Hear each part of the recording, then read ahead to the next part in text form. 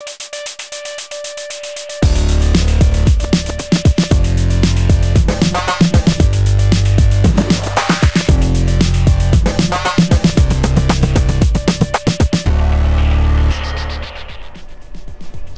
I'm Femi OK and you're in the stream. Today, a peek into tomorrow's world with the help of a professional futurist. We preview 2014 and beyond.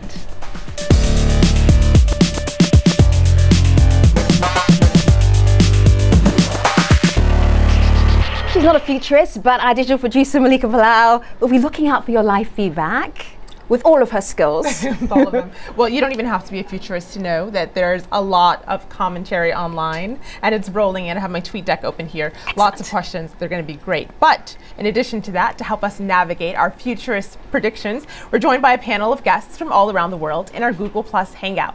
They'll be posing their questions and their comments in just a moment. And for those of you who are watching on TV or on your computers, tweet us your questions with hashtag AJStream. And 2013 was a great year for the stream, and we could not have done it without you, our community. We like to think of the stream as a social media community with its own TV show on Al Jazeera, and this means that your role is vital. So you can share your pictures, your ideas with us. It's really easy to do that. Go to stream.aljazeera.com/about, which is where I am right now. Look at all of the ways you can keep in touch with us. Twitter and Facebook and Google Plus and YouTube, Reddit and Pinterest as well. Stream.aljazeera.com/about. Send us your ideas. We're waiting.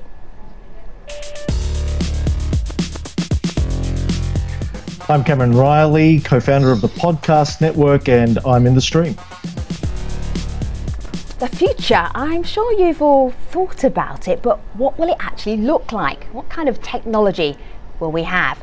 Movies have always attempted to visualize the future. Sometimes they've been right and other times they were way off the mark. But there are people who are better equipped to see the future or make predictions about what will happen next. They're called futurists, and their job is to study emerging trends, ideas and technologies to make educated predictions about tomorrow's world. Our guest today, Glen Hiemstra, does exactly that. Glen is the founder of Futurist.com, and that's a website that shares information about the future and how to create it. Glen has been a professional futurist since the 1980s, and today he's going to give us his take on what to expect this year and beyond. Glen, it's great to have you here in the stream.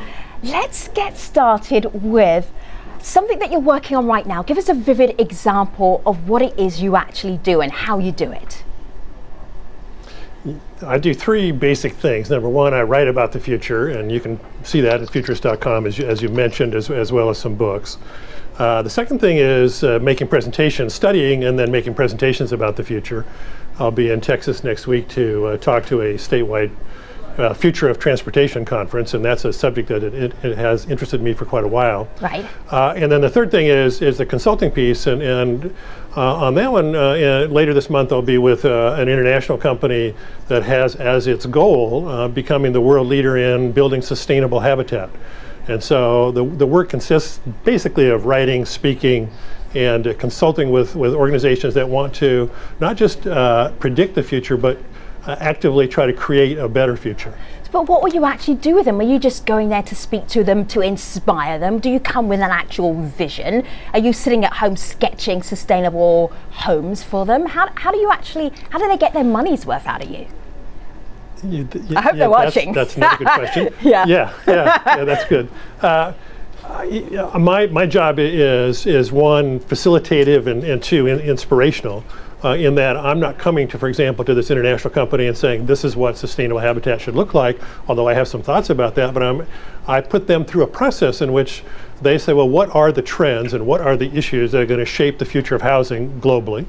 And then what does that mean for our business? And we look at climate, and we look at population trends around the world, and we look at economic trends. Right. And they ask, well, then how would we be the world leader in sustainable habitat? What would sustainable look like? What would leadership look like? And so on. And my job is to help them come up with their own answers to that in a way that they're committed to it so that they actually want to follow through in it. So it goes beyond just kind of presenting some ideas or even exploring some ideas to try to help them make decisions about where they want to go. Well, Glen, I want to dip right in here to our community who have lots of questions about futurism. I want to play a video comment from one person, Jordan. Have a listen to this.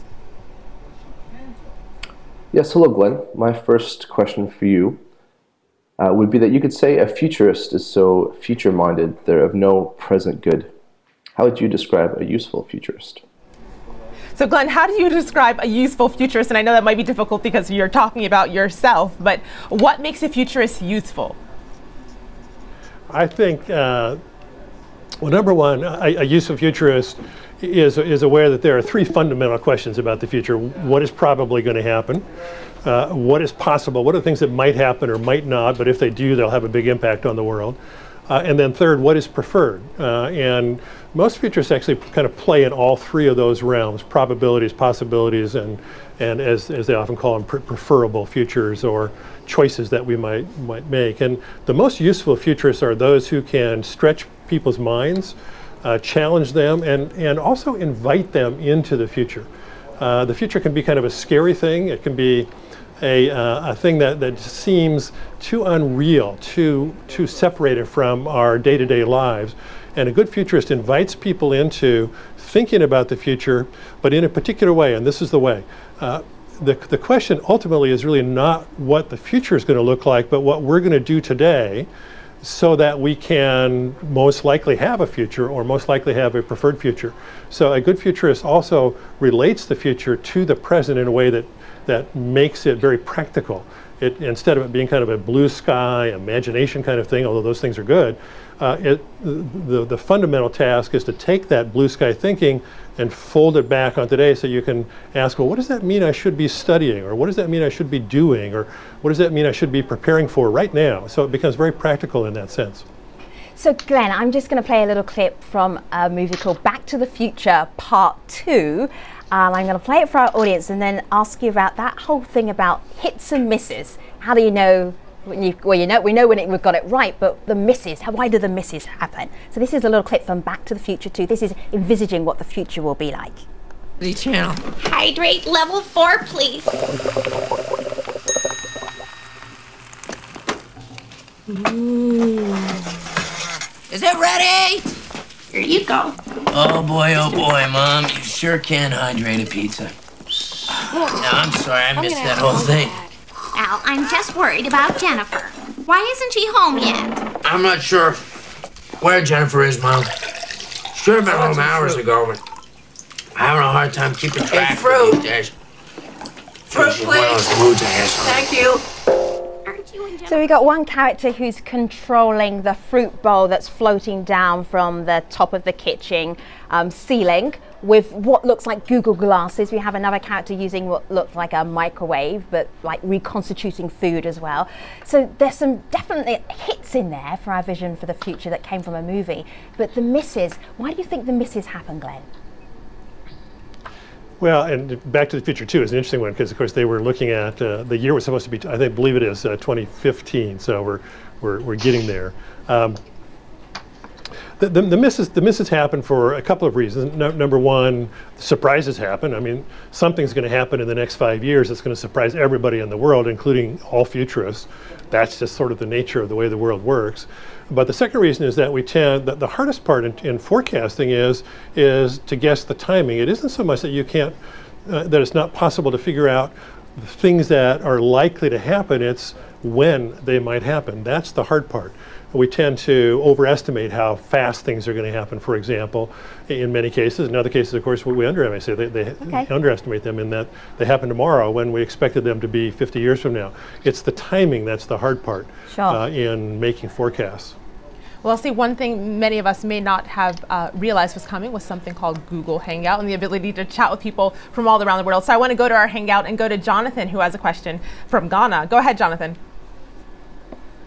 Hi, Glenn. I'm just wondering, I'm really interested in the relationship between science fiction and technology. And I'm wondering, would you say that futurism drives technological development, or rather technological development drives futurist thinking? Oh, good.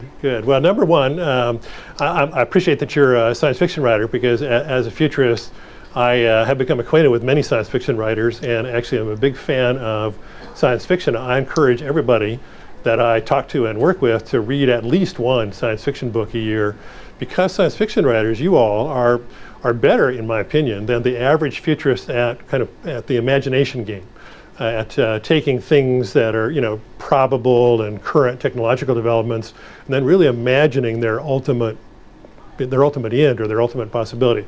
So that's a good thing. I think that I'll weasel out of this a little bit by saying it's probably a two-way street. Futurists are always paying attention to technology developments and trying to anticipate what they might look like and so on. But it also is the technology developments that inspire us and that cause us then to ask questions about what does that really mean. A quick example, in the early 1980s, back in my academic years, I was studying the precursors to the internet and asking the research question, how will computer networks change human and organizational communication? There was not a public web yet, but we knew that it was eventually going to happen. And so those of us who were involved in that research game in the early 80s were studying transcripts and studying people working on kind of rudimentary computer networks. And so technology was giving us good questions to ask, but also giving us glimmers of what was likely in the future. Because I was studying that's the reason really that I own Futurist.com, because I knew that it was coming, Right. is the public web was coming before most people did. And so I was just able to register Futurist.com before anybody else did. Glenn, you did mention so technology in that case gave me an insight into the future in a way that I would not have known had I not been studying technology development. Glenn, you did say that everybody should read at least one sci-fi book a year. What one would you recommend for our audience right now? Or do you have a couple of favorites? I kind of missed that. Could you repeat that question? I you kind of missed said that one. everybody should read some sci-fi fiction at least once a year. What would you recommend? What's on your reading list for us? Oh gosh, that's good. Well, with Jonathan here, I'm not familiar with your work, so that's an interesting one. I'll have to check that out. I like futurists like David Brin, who writes a lot of nonfiction as well, and following his blog is actually quite a good thing to do. I've gotten acquainted a little bit, a couple of times, with Bruce Sterling. And Bruce Sterling, I think, is one of the most provocative thinkers and writers ever as a science fiction writer. So he's very good. There's a local writer here named Brenda Cooper who I've known, who actually helped originally create the early Futurist.com, and she's writing some interesting things about kind of planetary civilization. Okay, that's not bad. Thank you. And so on. Yeah, that's not bad. We've got quite a list going on right now. Malika. Adding those all to my list. But we also got quite a few questions about what the future workplace will look like. There's a tweet here from Lutaya who says, don't you think in the future robots will replace all humans? Another person, Victor, writes in, what occupations involve the highest level of complexity so that we won't be replaced by artificial intelligence? Now, before you answer those, Glenn, I want to go to Nicole in our Hangout, who has a question similar to those around the workplace. Go ahead, Nicole. All right. Hey, Glenn. So we know that technology is here to stay. And as a visionary young person who's also invested in social issues, how do we really find that balance that you were talking about in your article about the future of collaboration is about looking backwards? Can you share any best models or practices in creating this balance? Yeah, the best thing, I think, is to use collaborative tools, and this includes face-to-face communication. I'll tell you about a little study that was done late in 2013 about that.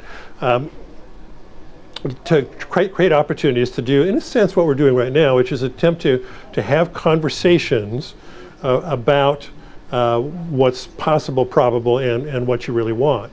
And so looking for designs for doing that is what I'm always after.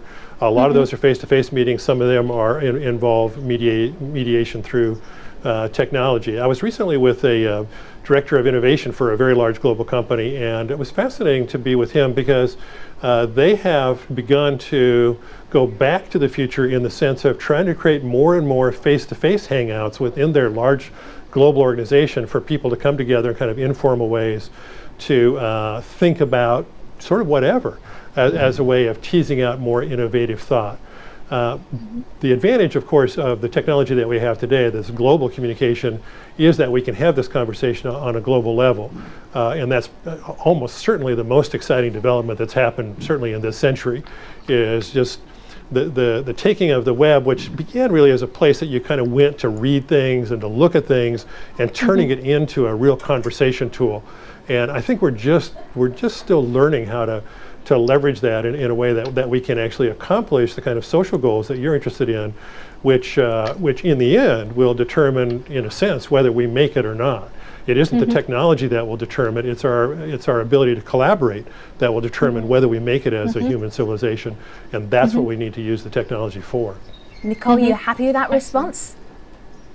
Yeah, that was a fantastic response. Thank you, Glenn. Very good. One happy Google hangouter there. Glenn, I noticed when you mention companies, you say one big international company or one global company. Is it secret that they have a futurist working for them? Is that why you're not actually name dropping your clients? No, I just, no, the one who's working on habitat, on building sustainable habitat is a company based in Paris called Saint-Gobain. And they've been around for 300 years, and they manufacture glass, they manufacture all kinds of building supplies that go into the building of houses. And they've become very concerned about the future of the global environment as well as the future of housing. And about 3 years ago, they set a global goal of becoming the world leader in sustainable habitat. Very exciting company. I'm working with the North American division, who is engaged in some what we call scenario planning to try to ask, well, how could they further that goal under various scenarios here in North America? There are many companies that actually have hired in-house permanent, that is full-time futurists as part of their kind of strategic thinking staff. The Ford Motor Company, Cisco, Hershey's Chocolates, and many others are hiring futurists. What would Hershey's Chocolate? Good at this 360-degree view and looking ahead. Sure, Glenn, why would Hershey's Chocolate need a futurist? Is there any time when chocolate won't be delicious? That's cute. Some of them hire futurists because they're mostly interested in consumer trends. Right. And futurists can engage in looking at that. I've had several conversations, for example, with the woman who is the in-house futurist for Ford. And one of the interesting observations they've made is the declining interest, here in North America at least, among young people in buying cars. And that's partly a financial issue, but it's also because of the internet and the ability to have conversations like this without needing to get in a car and travel. And because of the younger generation's heightened interest about the environment. And so they perceive a declining interest in buying cars among young people, which is actually quite verifiable. And so she's helping them understand about what does that mean? And the other thing she's helping them understand is the growing aging population in the world and what kind of automobiles or what kind of personal transportation they might need. Sure.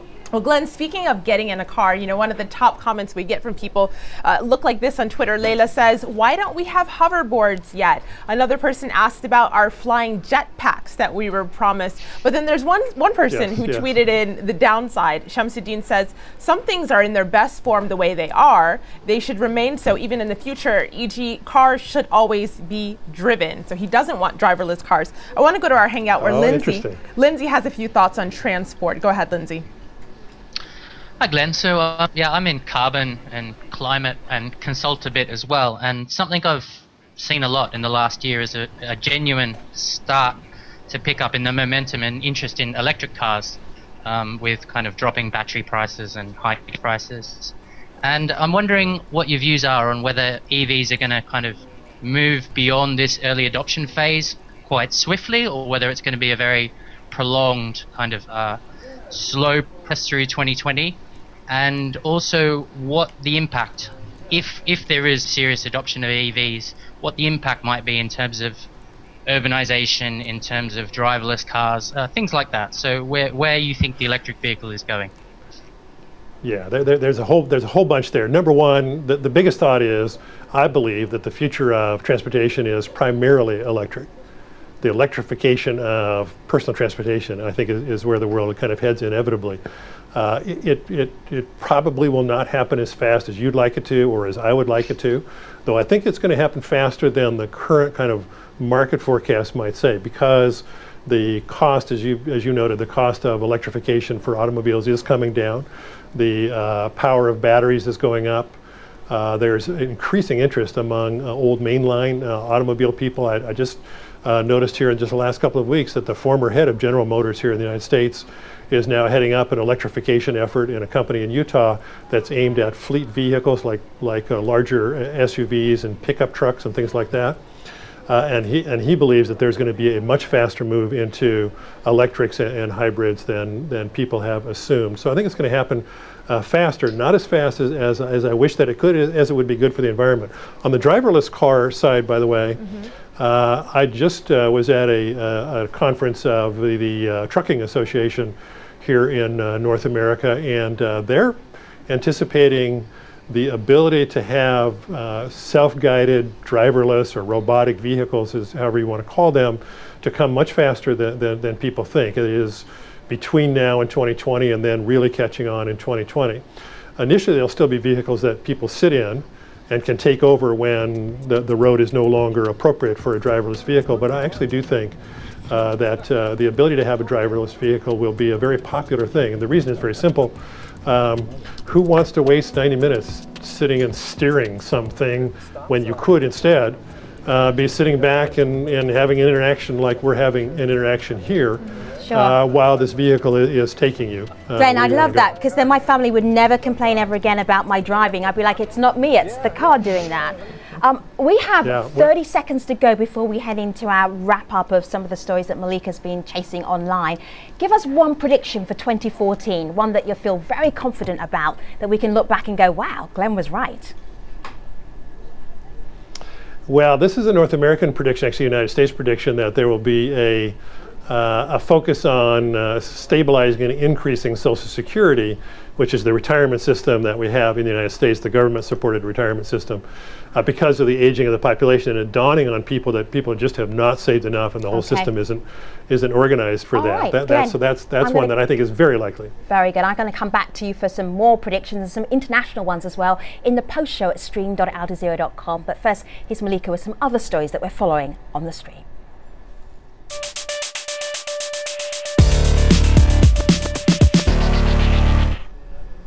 As another deadly blast strikes the Lebanese capital Beirut, citizens are saying they've had enough. Mobilizing around the hashtag #NotAMartyr, many have posted pictures online denouncing the violence and airing their disappointment with the status quo.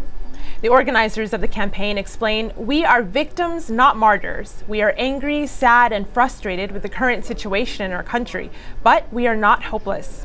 Well, the initiative began after a December 27th bombing in Beirut, which left 7 dead and more than 70 injured. Today's blast in a southern suburb is the third to hit Lebanon in the past 2 months. Our next lead takes us to Malaysia, where tensions have reignited over the use of the word Allah in the Christian Bible. JACE, a regional Islamic authority, is under fire for seizing 321 such Bibles from a Christian group in central Selangor state. The Bibles were using the word Allah to refer to God.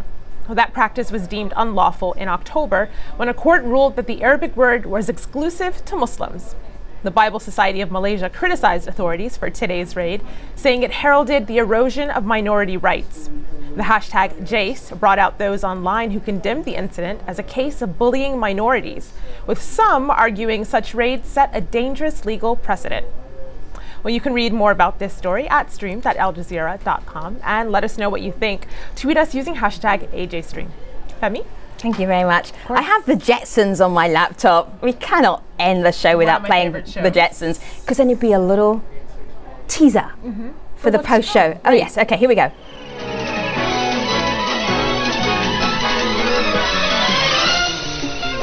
Meet George Jetson. His boy Elroy. So we'll be talking to Glen Hiemstra about the future of space travel and our place in it, and that will all happen at the post show at stream.aljazeera.com. We're talking about the future 2014 and beyond. But first, let me tell you about the near future on the next show. The world's newest nation. Is it on the brink of a civil war? South Sudan is divided again and thousands have been killed in clashes, and the humanitarian situation is getting worse. We'll discuss the latest on Monday. Until then, we'll see you online. Thanks for watching.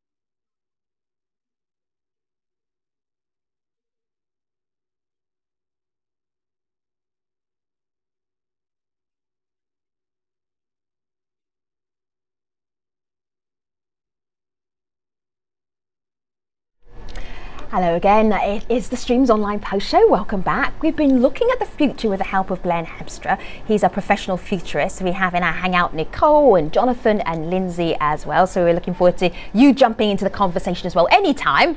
I don't mind at all. Let me just ask you, Glen, though, we've been very kind to you because we're not asking you for specific predictions until that last one. Now we're going to make our work in the post show. Okay. So we've got a load from our online community. What do they want to know? Specific questions, of course. Yes, no dodging, Glen. Just straight out with the future Not answer. at all. So, Glen, I'm going to go straight to it. Jaiho Park tweets in, is 2014 the year of wearable telecommunication devices?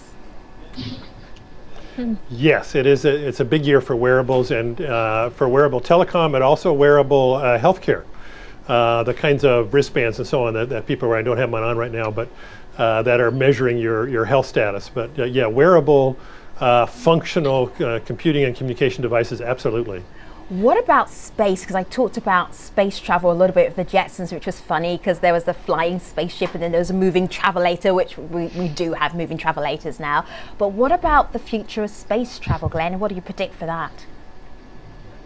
Well, I think it's actually a growth industry in the next few decades, and I think it's actually very important for the future of Earth and the future of the planet. One thing to remember about the Jetsons is that the original show was in 1963. And it was a look at the year 2063. So it wasn't really supposed to be our life now. It was supposed to be what the world looked like in 2063. So that's helpful. Yeah. I think that there's a great amount of private enterprise that's moving into space travel, as well as countries. China's got a rover on the moon right now. And I think that we're almost at kind of a takeoff point. We had the early space program and then kind of a lull. It's been kind of slow, but there's so much going on right now that we're going to see just an explosion of space activity in the next decade or two. Well, bringing us back to Earth a little bit, there is a video comment here from a futurist. I'd like you to have a listen to it, and he's talking about human interaction. Listen to this. So I think in the near future, haptic wearables will be an interesting technology that we're going to see, especially in 2014. 2013 was really the year of wearable technologies, but haptic technology is something a little bit different. It actually allows the user to feel sensation and to send sensation across the internet. So if you have a suit, a wearable smart suit, you could actually send and receive touch sensation. There are several companies working on this now. So I think haptic wearables is going to be a big thing in the near future. So Glen, your predictions, soon enough, am I going to be able to send someone a virtual hug and they can actually feel that hug? Yes, I don't know that it's in 14. I don't know if there are commercial products coming online in 14. If there are, I'm not aware of them yet. But yeah, that has been a subject in the research labs for a while. And I have not personally experienced, but I have seen videos of people experimenting with that, and absolutely, that is coming. And it's fascinating to really think about how that then starts to change communication. Because one of the frustrations that we've always had is this sort of wall between us. Even though we can see each other and we can interact, that lack of touch really is significant. So that'll be a big thing when it happens. That has so many applications that I'm not going to go into right now. But well, it does. I think you know what I'm thinking about. Meanwhile, Jonathan, I wanted to get back to Africa because I know that Glenn had a prediction for 2014 for basically the United States, North America, but I know you're really keen to hear about Africa technology and the future. What did you want to ask Glenn? Yeah, one thing that really interests me is does the futurist patterns that apply to North America and, say, the developed world apply equally in the developing world?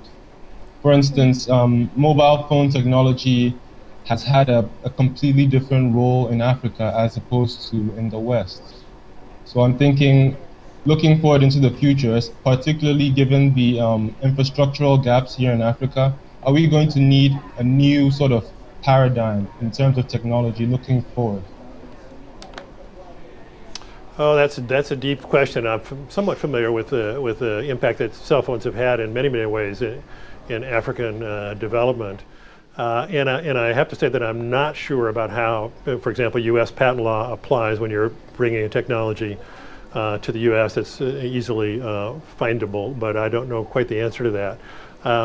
The challenge for sure in Africa, as it has been for some time, is to sort of leapfrog ahead in a way that doesn't force people to go through all the developmental stages that previous industrialized countries went through, and of course that's already happening. But I think you're right. There's the search for a new paradigm of development, but also a new paradigm of cooperation in Africa, I think is really the biggest challenge when you think about it. You think about both in terms of nations in Africa, but then Africa as a continent. The challenge is really sort of getting into a collaborative and rapid development phase, which is still for most of the continent a struggle at this point. So I have to say though, Glenn and also Jonathan, I'm already seeing this happening in Africa. In some ways, mobile technology is way ahead of anywhere else. There's banking done on your phones all the time, literally banking, not just moving money around, but you have your bank on your phone. There's drugs that you can check whether the veracity of the drug is actually true using your phone. There's a little message that comes up on your phone to remind you to take your drugs. I think in terms of what's happening on mobile technology, much more is happening in West Africa and all over Africa where you are right now than is actually happening in the West. So I think maybe perhaps Africa will be leading the rest of the world with what it's already doing. Meanwhile, I think that's really good, an excellent point, because the freedom that you have in Africa is not being tied to all these legacy systems. Exactly, you don't have to do it how it's already been done. You can really think of new ways of doing things. Yeah, absolutely. Anything is possible. Yeah, so I actually think the rest of the world may be well looking at Africa rather than Africa looking outside, which is a really interesting paradigm shift. Meanwhile, the community. Well, Femi, we've talked about a lot of applicable, day-to-day things that are touching our lives, but there are some more existential questions popping up online. Oh, my favorite, existential questions. TMS Bruges brings this up. He says, what is the future destination that all of our innovations are moving us towards? And is there an inflection point? Now Glenn, in answering this question, before the show, we were having a discussion about one of the latest movies that's out that is about technology and human interaction and whether or not that's going to end as we know it. So is there an inflection point, and where are we headed? Yeah, the good questions. I think you're referring to the movie Yes, maybe, where there's a relationship between a guy and a computer. Yes, his operating personality system. and the computer. Mm-hmm. Yeah. Well, there's been this thought, it was popularized by the famous technologist Ray Kurzweil some years ago already, called the singularity. The idea that the development curves of computing and telecommunications and biotechnology and so on go up so steeply that at some point they sort of take off and surpass human capabilities, and that's the inflection point. And then the question is, what does it mean when machine intelligence and artificial intelligence is smarter than people? We're still a little ways away from that, but one can imagine that it's sort of inevitably coming. What I think is the big question that we face, and it's the existential one, is, so what is it that we are to do? It will be possible in this century if the energy picture is solved in the right way. By the way, we have to add that, because all of our civilization depends on energy, and if we don't get that right, then we sort of ruin the planet through climate change and so on, and we're not getting it right yet. But let's assume that we could get all of that right. Then it becomes possible to produce all the goods and services that we need without employing everybody. And then the question is, so what are we here for? And maybe it's learning, maybe it's entertainment, maybe it's something else, and maybe it's sort of deep creativity that we have never really tapped as humans on a large scale. Individuals have, but maybe on a large scale there's much more that we can do creatively than we even can conceive of if we could create the sort of technological civilization that enables a lot of stuff to be done for us that right now is sort of drudgery and make work and so on, and freeing us up to become more fully human, and we might not even really know what that is at this point. Glen Hiemstra, is your house all teched out? Is it got lots of amazing things in that nobody else has ever seen before? Did you have Google Glass like 5 years ago before anybody else had it? Ryan, can I ask a question? No. No. What? What Yeah. is the point of being a futurist if you don't have all that future stuff in your house? Well, I've got a fair amount of future stuff, and I've been an early adopter. I bet you're not allowed to tell me. I was. No, it's just if the companies are listening to this, they're welcome to donate me a lot of experimental technology, and also to the stream and I'll too. try it out for them. But yeah, I've got what I can afford. We'll put it that way. Right. Very good. Well, it's been a pleasure speaking to you, and also to our guests, Nicole and Jonathan and Lindsay, who've been asking the questions to our online community. Where does our online community want to leave us? I'll leave us with this tweet I really love from Yahya, who just tweeted in a couple of minutes ago. I believe the future lies within us. We need to find the courage to develop it and bring it out. And our thanks to Glen for helping us do that. Thank you very much indeed. So I am going to predict the future in not quite the same way that Glen does it, but in a way that I know what our Monday program is going to be. We're going to be looking at the world's newest nation, that's South Sudan, and the conflict that seems to be bubbling up there. It's divided once again. Thousands have been killed in clashes, and the humanitarian situation is getting worse. We'll discuss this on Monday. Until then, we'll be online. Thanks for watching.